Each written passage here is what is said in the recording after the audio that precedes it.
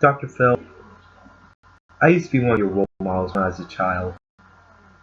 I used to be one of the reasons why I'd like to be a counselor when I grow up. I thought you were one of the reasons. I thought you were a man who could help people. Not anymore. I think all, I think what you've done now was beyond damaging today. What you said about Issy Stapleton, about about thinking that you should sympathize with the murderer, about the murderer, her mother.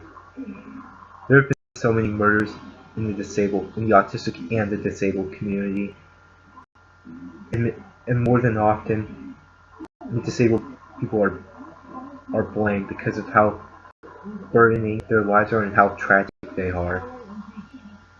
Murder is never ever okay. Think about how dark it is. Think about taking the life of somebody you love, somebody you love, in someone else's life that somebody else has loved. It is dark. It is despair.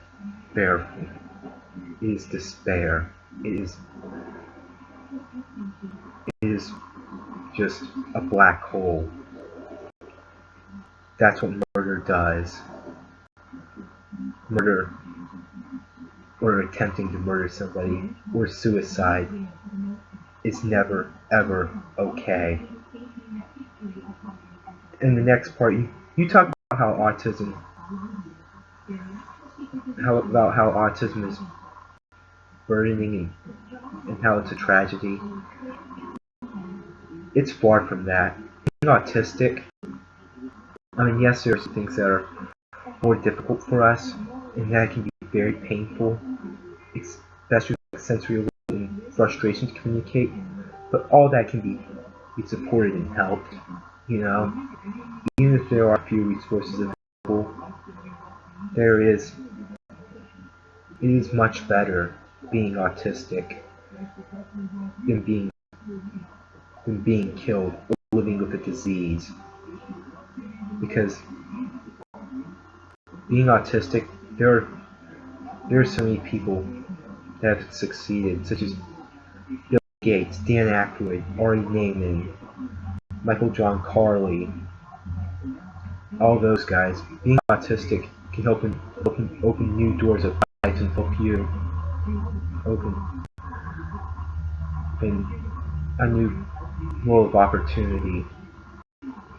Apparently you don't think that. You like to treat autism as a disease, and your clients see it too.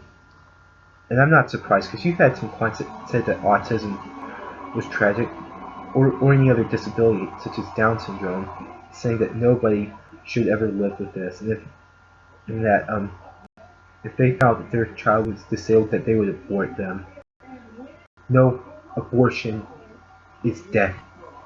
It's deadly. It is sickening. And this isn't surprising that you've excluded disabled voices from the conversation of disability on your show, such as today and other shows from before. You just think disabled people are broken and voiceless. You just think that they are jailed or living with this so-called deadly condition, which in reality it is not. Disability is a natural part of living, as in the first line of the ADA, and that is why I'm proud to be disabled. That is why I can speak for myself and my fellow autistics and other disabled people who can either talk with a communication device or talk orally. We are proud of being disabled and being able to express ourselves through our disability. You don't understand anything about disability at all. That's why I'm never watching your show again because all you care about is the Nielsen ratings and your money and just talking to celebrities and telling them to get real. And in reality, you didn't get, you aren't being real. You just sympathize with two murderous mothers that wanted to kill their own disabled children. And you know what? I'm done with you. I'm finished. Goodbye, Dr. Phil. Because I've already gotten real. And you know what? I'm taking off. Goodbye. This is